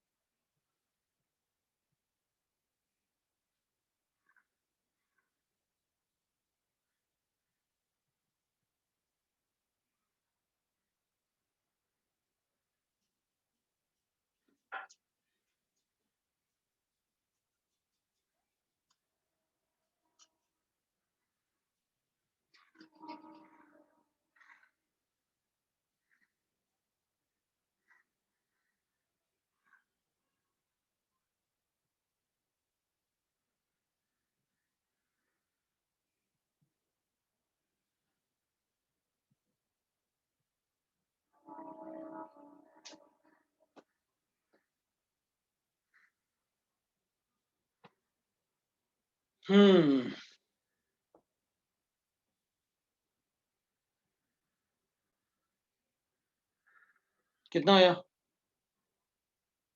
9.8 ना सही है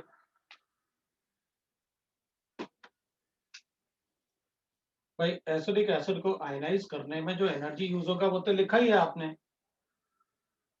और ammonium hydroxide का ionization energy कितना 12 बोला था ना मतलब 1.7 तो ये अमोनियम एसिटेट बनाएगा प्लस H2 तो इन दोनों का सम माइनस कर दो इससे अगर दोनों स्ट्रांग होते तो कितना आता एनर्जी 13.7 लेकिन एसिडिक एसिड को आयनाइज करने में इतना यूज हुआ और अमोनियम हाइड्रोक्साइड को इतना यूज हुआ तो एनर्जी कितना लिबरेट हुआ 9.8 किलो कैलोरी ये लो थोड़ा सा मोल्स वगैरह भी हो सकता है तो देखेंगे अपन कोई प्रॉब्लम नहीं है अब अगर मान लो मेरे पास ऐसे की बिना था अपन कहते देखो भाई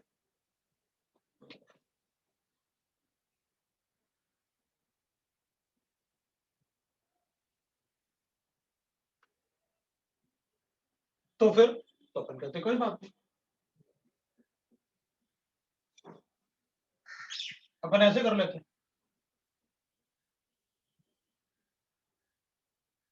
ये एनर्जी लिबरेट होती भाई सब कुछ समझ में है ना क्या था किसी को डाउट तो नहीं अब ये वैल्यू तो अपन को याद ही रहेगी ना हमेशा भाई वो वैल्यू आपको याद होनी चाहिए हमेशा 13.7 किलो कैलोरीज जूल्स में भी कन्वर्ट कर सकते हैं अपन उसको 4.2 से मल्टीप्लाई कर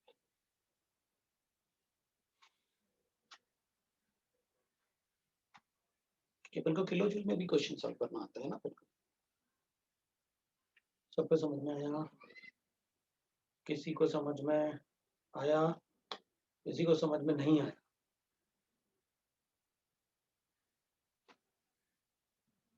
सबको समझ में आया? अब देख इसमें ना एक इक्विवेलेंट, एक H प्लस साइन से 13.7 है तो 2 H प्लस साइन से, ऑब्वियसली बात है। 2 OH आप यूज करोगे, 2 H प्लस साइन यूज करोगे, 2 वाटर मॉलिक्यूल बने तो अपने पास 13.2 आ गया। तो ये तो स्ट्रॉन्ग एसिड था ना, और स्ट्रॉन्ग बेस है। अगर मैं वीक यूज कर लूं तो, अगर मुझसे ऐसे कहा जाए calculate the ionization energy of H2C2O4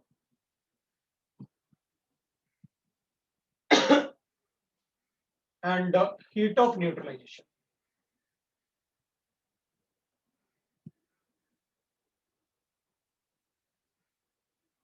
When it is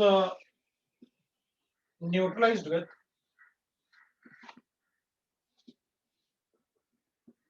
NaOH, completely with NaOH to give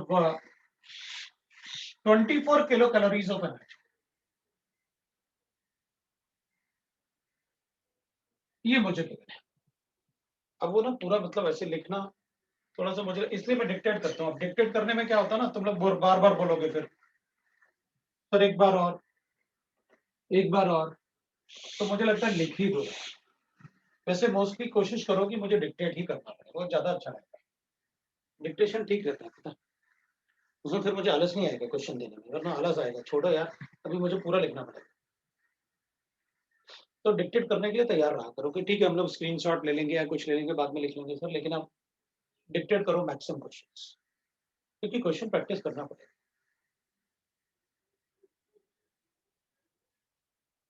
practice session करते हैं, क्योंकि वैसे भी अपना थर्मो खत्म होने के बाद अपन और वो स्ट्रक्चरल आइसोमरिज्म के बाद 12th क्लास के सिलेबस में एंटर करेंगे।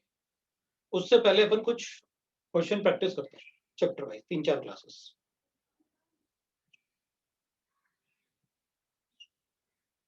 हाँ जी, अब बोलो।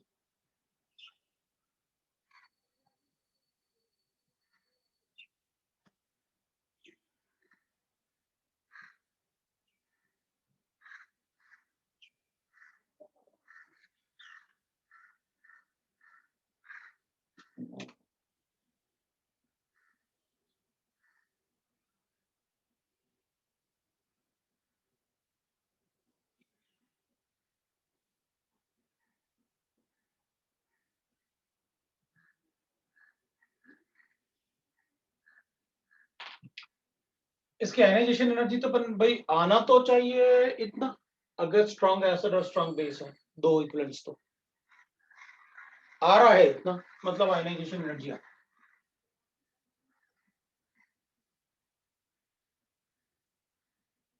तो वो कितना आ रहा है अपने पास 27.4 माइनस 24,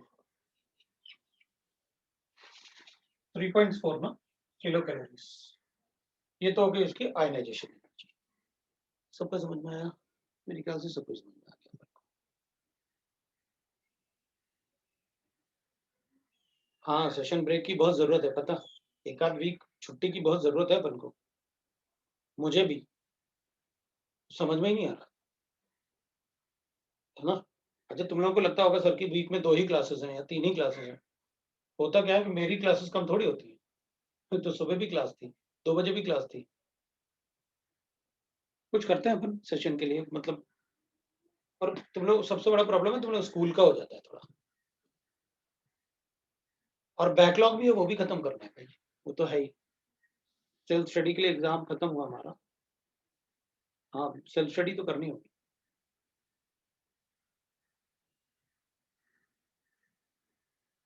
अच्छा, सेशन ब्रेक में बिल्कुल ना पढ़े? नहीं नहीं, थोड़ा तो पढ़ना पड़ेगा, थोड़ा तो पढ़ना ही पड़ेगा। चलोगे?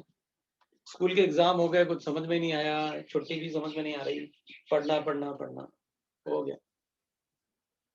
अच्छा ठीक है, अब ये तो बताओ, इसमें ये पूछा था मैंने कि भाई हीट ऑफ न्यूट्रलाइजेशन कितना, 3.4 उसका आयनाइजेशन एनर्जी है, ये हीट ऑफ न्यूट्रलाइजेशन कितना होगा?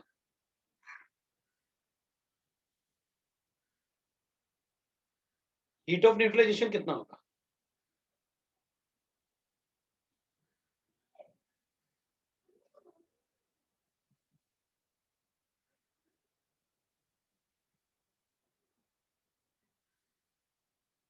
कितना आया था?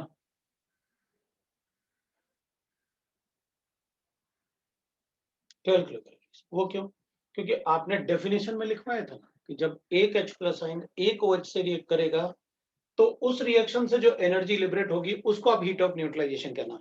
या तो आपने 2H को 2OH से न्यूट्रलाइज किया, तो ये रिएक्शन का हीट ऑफ न्यूट्रलाइजेशन तो है, रिएक्शन का, but by definition it is not correct. By definition एक H प्लस आयन एक OH से रिएक्ट करेगा तो कितना एनर्जी लिबरेट होगा, that is called heat of neutralization, that will be called as heat of neutralization. अब एक बात ध्यान, when HF reacts with NaOH,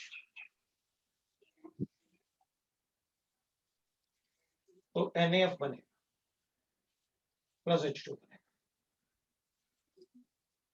energy बताओ 13.7 से कम होगा या ज्यादा होगा लिबरेट?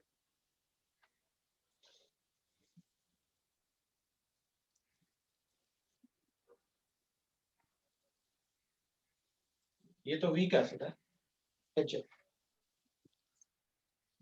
HF तो एसिटिक एसिड जैसे होता है ना, इट्स अ वीक एसिड। तो एनर्जी लिबरेट क्या होगा? ज्यादा लिबरेट होगा। इसमें ज्यादा लिबरेट क्यों होगा? The energy liberated is more,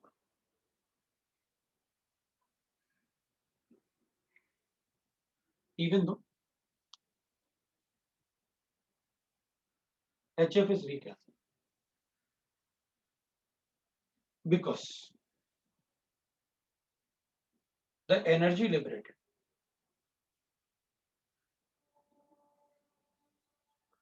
by the hydration of F negative, F negative बहुत छोटा है ना, hydration of H negative, hydration of F negative is more as compared to ionization energy of HF। मतलब HF के bond को break करने के लिए जितना एनर्जी चाहिए उससे ज्यादा एनर्जी लिबरेट होता है F नेगेटिव के हाइड्रेशन से। Weaker the acid, stronger the conjugated base, more hydrolysis. मतलब इसमें HF के केस में जितना एनर्जी चाहिए था इसको ब्रेक करने के लिए उससे कहीं ज्यादा एनर्जी सिर्फ इसी में होता है बस। आप इसे नोट की जगह एक्सेप्शन भी लिख सकते, क्योंकि जब इसी में हो रहा है तो एक्सेप्शन ही लिखो ना, नोट क्यों लिखें, इट्स एक्सेप्शन।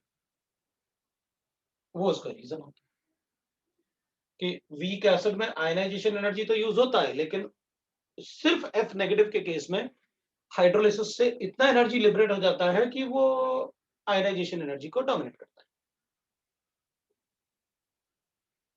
तो बाकी सब में तो एनर्जी लिबरेट होगी 13.7 या उससे कम, सिर्फ HF के केस में 13.7 14.7 होगा।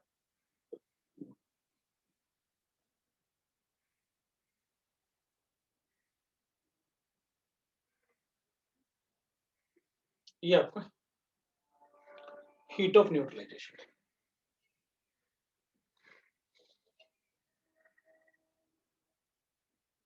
अब इसमें ना रेजोनेंस एनर्जी थोड़ा सा मैंने आपको बताया था केमिकल बॉन्ड में, लेकिन रेजोनेंस फिनोमेना अभी शुरू नहीं किया, बट एनर्जी तो कैलकुलेट कर सकते हैं।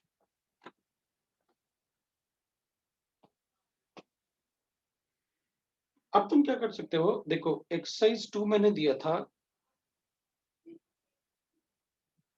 थर्मोडायनेमिक्स का, और एक्सरसाइज 1 एंड 3 भी मैंने दिया था, लास्ट टाइम अपन डिस्कस कर चुके थे। नेक्स्ट क्लास में हम डाउट डिस्कस करेंगे।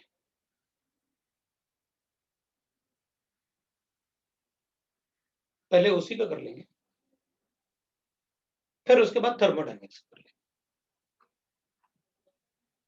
सेकंड लॉ में ज्यादा टाइम नहीं लगेगा, सेकंड लॉ में बहुत कम टाइम लगेगा, एंट्रोपी और फ्री एनर्जी वाला। एक्सरसाइज 3 डिस्कस नहीं हुआ था थर्मोडायनेमिक्स का, कोई बात नहीं, तो उसको मैं डिस्कस कर दूंगा थर्मोडायनेमिक्स का, कोई प्रॉब्लम नहीं है, ठीक है ना। तो जो भी डाउट्स होगा अपन उसको कर लेंगे, संडे के पहले खत्म नहीं होगा।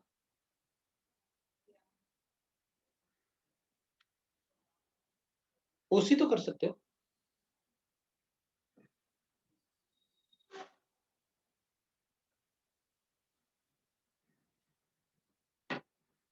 चलो एक्सरसाइज 3 थोड़ा पढ़े, मतलब डिस्कस करेंगे बस, फिर 2 बाद में कर लेंगे। एक्सरसाइज 3 तो करें पहले, वो कर लेंगे बस। पी ब्लॉक भी करेंगे, पी ब्लॉक हो गया ना शायद, पी ब्लॉक हो गया ना अपना, पी ब्लॉक तो डिस्कस हो चुका ना, अभी इसके भी क्वेश्चंस करने हैं, नहीं हुआ भाई, डाउट से डिस्कस करना है फिर तो। एक तो तुम्हारा होमवर्क वो चल रहा है, स्कूल एग्जाम भी, ठीक है, इसी के क्वेश्चंस करेंगे अपन, है ना। थर्मोकेमिस्ट्री में अभी कैसे होमवर्क दे दूं, तुम लोग मना कर रहे हो ना, थर्मोडायनेमिक्स के लिए मना कर रहे हो। स्कूल एग्जाम खत्म, जिसका स्कूल एग्जाम खत्म हो गया वो तो सारा करो, थर्मोकेमिस्ट्री भी करो, जिसका स्कूल एग्जाम हो गया, और जिसके स्कूल एग्जाम चल रहे हैं वो भी थोड़ा सा होमवर्क कम करेंगे, ठीक है। तो next time exercise 1 except structural of IUPAC naming and exercise 3 of thermodynamics, अभी इतना ही है। उसके बाद कुछ क्वेश्चंस मैं भी करवा दूंगा क्लास में अगर टाइम बचा तो, क्योंकि इसमें क्वेश्चंस मुझे भी करवाने होंगे थोड़े, और थर्मोकेमिस्ट्री में थोड़े से क्वेश्चंस करेंगे अपन, तो आपको समझ में आ जाएगा कैसे क्वेश्चन। संडे को एडवांस का एग्जाम भी है तो करो, दो ना एग्जाम, क्या प्रॉब्लम, दो एग्जाम। एसआरपी ब्लॉक का क्वेश्चन नहीं था, अरे यार गलत बात है, एसआरपी ब्लॉक तो डाला था अपन ने, तो संडे को भी नहीं होगा, एक ही था। हाँ, देखो इस बार पेपर देख लेता हूँ, होना चाहिए, जाने दो ना फिर, एसआरपी ब्लॉक के क्वेश्चंस मतलब ज्यादा ध्यान मत दो, ज्यादा फिजिकल और उस पे लगा दो, उसी पे थोड़ा, ओसी डिस्कस करेंगे नेक्स्ट क्लास में। चलो बस वो तो हो गया आज है, नेक्स्ट क्लास में exercise OC. Thank you, bye.